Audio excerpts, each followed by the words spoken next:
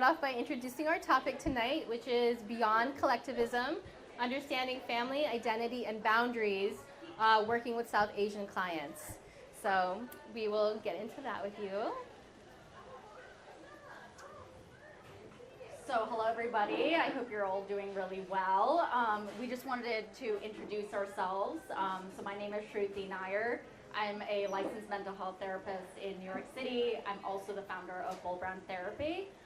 And that practice is really inspired by my own story. So I grew up in the suburbs of New York, and I literally I felt like I was living like a double life. So I had a life at home where I felt misunderstood, I didn't feel seen or validated. And then I had like a different life outside of home where I was with my peers, and I felt like I couldn't quite embrace my cultural identity. And so that's where the practice was really inspired by, because I really wanted to serve the South Asian community specifically, because so many of us are not feeling seen and sometimes even misunderstood. I also specialize in working with South Asians struggling with anxiety, depression, intergenerational trauma, and also chronic health conditions, such as, I know I put on the slide PCOS, now it's PMOS, by the way. And so, yes, also thyroid and cancer, and those who struggle with autoimmune conditions as well. Yeah. And my name is Munira Zaidi. I'm also a licensed mental health counselor. I own a private practice called NYC Mental Health and Recovery, which I started back in 2016, which is so crazy to think about. It's been 10 years. And I, too, also got into the field because I grew up a Pakistani Muslim and in Texas, and my family immigrated to Texas when I was like maybe a year old. So I also really struggled to understand my sense of self and identity, just because I grew up with values at home that were very collectivist, and then outside of my home, it was all about freedom and individual identity, and I was like, oh, okay. So also had some struggles growing up with that, and I really wanted to get into the mental health field to help others from my background or other adult children of immigrants navigate the complexities of our lives. Yeah. And we just want to share our story. Maybe some of you are wondering, how are we, like, we're collaborating on this, how do we even meet? Well, one day I hosted this networking event in New York City for therapists, and Munira just showed up, and she was like, hi, I'm Munira. I was like, hey. And we've been following each other's work for quite some time, but we just never got a chance to really like connect and meet. And the moment she stepped into the door, we just immediately clicked.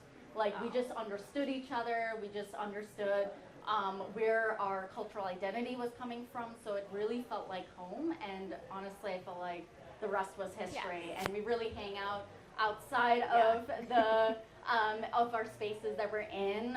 We go for like dinners and drinks, and we really have a wonderful time. Yes. So that's a little bit about us, but do you want to add anything to that? Yeah, no, I just wanted to share that also Shruthi is incredible as an inspiration. She started the networking event like I think over a year ago at this point, and I think after COVID I was just very isolated in the field, and working in private practice it can get very lonely, so I've been following her online, and I was like, I'd love to meet up, like let's connect, and yeah, and she's been an inspiration for me in getting myself out there, which is how I am here.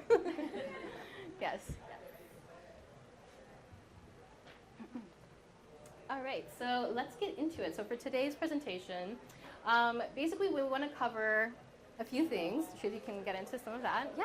Yeah, absolutely. So our main objectives of this presentation is, even if you're a therapist or a student or just someone who came out here to just learn about the South Asian community, we have something for you. So hopefully many of you will become either culturally aware if you haven't already, and also learn the intricacies and the different layers of what is it actually like to work with South Asian clients. There's just so much that we're going to try our best to cover, but just a disclaimer that we are often, I will say, generalizing, so we may not be able to address the unique aspects of our community and each individual. So we just want to name that as well. And we're really going to touch on certain like cultural beliefs, a lot of these concerns that many of our South Asian individuals struggle with, such as like people pleasing, perfectionism,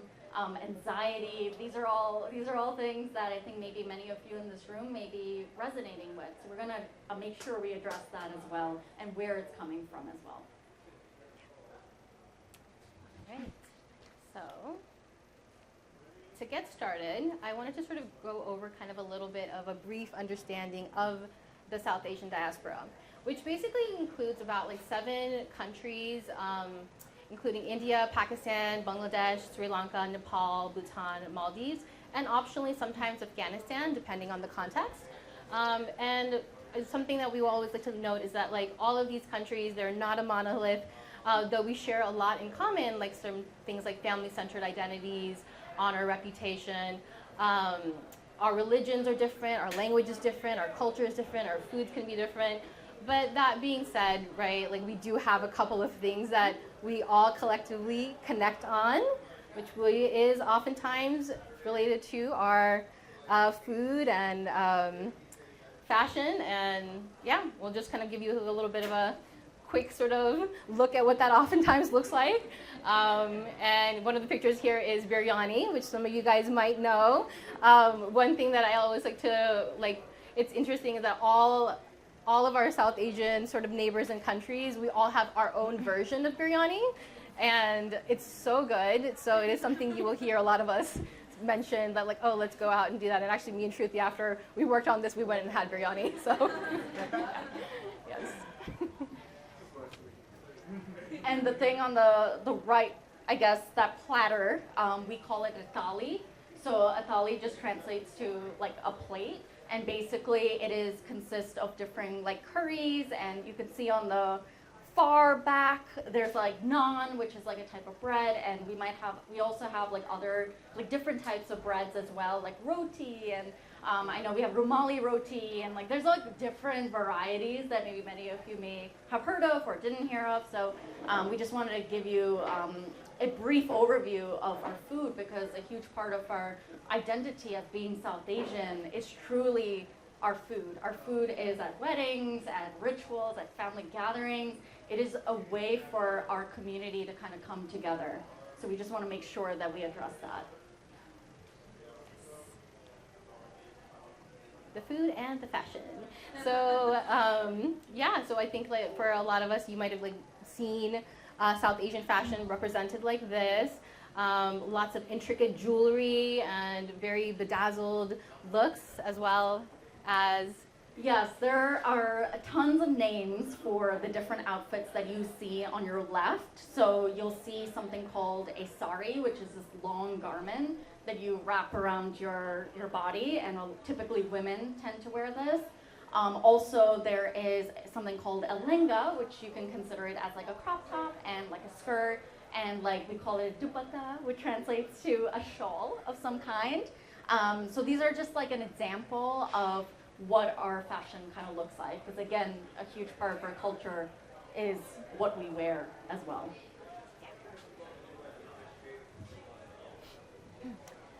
Okay, so, and let's get into a little bit more about like the brief history. I think it's important for us to sort of cover a little bit of history of like the South Asian diaspora as you work with clients from our background, because it has really influenced a lot of families from the South Asian community. It's deeply connected to a history of colonization that was under basically the British Raj from 1858 to 1947. So it's been less than only 100 years since sort of the British colonization sort of left that area, but it of course impacted the economic systems, the social hierarchy, the education and migration patterns. One of the things you might have heard about is about the South Asian partition, the partition of India in 1947 between India and Pakistan, and then later Bangladesh also became independent in 1971. So there's actually 7 mass sort of partitions that happened throughout this time, but one of the most largest mass migrations that happened from this partition was the one in 1947 that had an estimated 14 to 18 million people displaced. and it resulted in widespread violence, famine, intergenerational trauma. So many South Asian families still very much today carry the stories of that partition from their grandparents. Lots of fears and beliefs and difficulties emerged from that time period. So we wanted to just make sure we covered that, as well as you try to understand your South Asian client, that generationally their family also oftentimes comes from a history of loss and violence and migration. And I just want to add one more thing, which is the caste system. This is a question that a lot of folks who may not identify as being South Asian ask us, like, is this relevant? Does this show up in our culture? And so I'm going to go answer that. So before I do, I'm going to share a little bit of the history of the caste system in India. So it is a long-standing social hierarchy that divides people into like groups based on birth. And so it really shapes access to like education, occupation, and social status as well. And so there's like different names that different folks are grouped into. And I want to just share some of the names. So one of them, the top, are called Brahmins. They're traditionally priests and scholars, followed by Kshatriyas, which are warriors and rulers. Right below that is Vaishyas, which are traders. And the last one is Shudras, which are laborers. And so outside of this structure, there are also groups that were labeled as Dalits, or even you can even consider that as untouchables, quote unquote, which faced a lot of social like exclusion and discrimination. And I just want to share with you all how some of this is still pretty relevant even till this day. So it is technically legally prohibited in India, but it really, I think there's this overarching question about, is it really being enforced, right? Who can be responsible? Who can actually follow through with that? So there are still communities in India, especially like rural communities, that still practice this caste system. It does apply to also marriages, so inter-caste marriages, even though we have, as a community, came along a very long way, I think there's still more work to be done. I also want to share a brief story because it's a personal story, but I think maybe some of you might resonate. My dad actually, this was like in the early 50s or late 50s. I don't even know if my last name is Nair. He actually had to change his last name to get access and to get into the top schools because of this caste system. So to be honest, if someone asks me, are you truly a Nair? I don't really know, honestly, but it is my name, at least for now. So that really speaks to how deep and how much impact it has in our community as well. So I just want to mention that as well. Munira, you want to take it away? Yes, definitely. You want to click on the, yes. So we wanted to also kind of bring in why this history really matters clinically for us to understand. For many South Asian clients, their identity is not only shaped by their individual experiences, but also by this family history. So many values like family loyalty, respect for elders, community reputation, educational and financial achievement were really emphasized for many of us growing up. And I think that this is where, like, oftentimes families learn to adapt from difficult experiences like migration, violence, famine. They really focused on these values to impart on their kids for their safety and survival. So I think that, just as therapists, understanding a little bit more of this history kind of can offer us a little bit more insight into why our clients might really be struggling in some of these areas around like setting boundaries or emotional regulation, because it's really something that their families really were not teaching them. Yeah. So now we're going to move on to talking about collectivism versus individualism. Typically, I will say a lot of South Asian clients struggle with this because many of us are typically a combination of both, and some of us try to find a balance. And I typically say a balance is not always 50-50. Sometimes it's 70-30, 40-60, like whatever it is, like that is just you being very as authentic as you can. But that's the hard part, right? Of those collective values that you see on the left-hand side of this column, you'll see that it is a lot around unity and harmony and rooted in family and community. And then on the individualistic side, you see that it prioritizes the personal goals and autonomy and self-expression. And some of those two things don't always go hand in hand.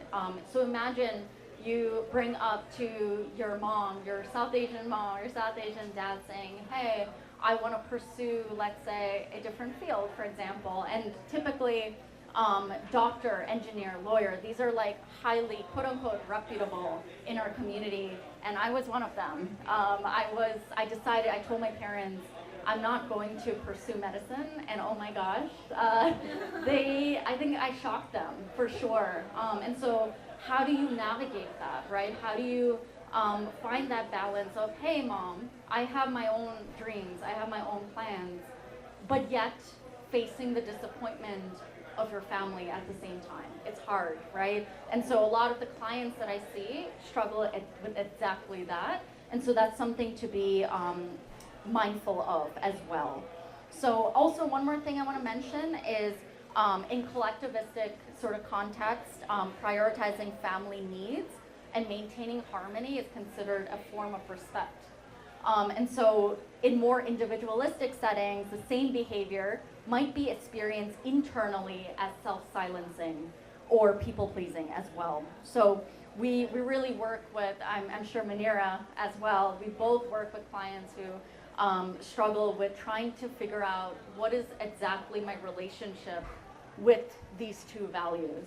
And they can get very complex very quickly as well. Is there anything you want to add, Manira? Yeah, no, I think that's like kind of the primary like challenge I think for a lot of like South Asian clients is figuring out the balance between these two things. And you know, I think that for each client that looks different. Some people might actually feel a lot more aligned with a collectivist outlook and some more individual, and it really depends. So I think helping our clients just figure out what is the balance that best helps them feel like more like themselves. And sometimes it's about also like acknowledging that they may have different versions of them show up in different spaces.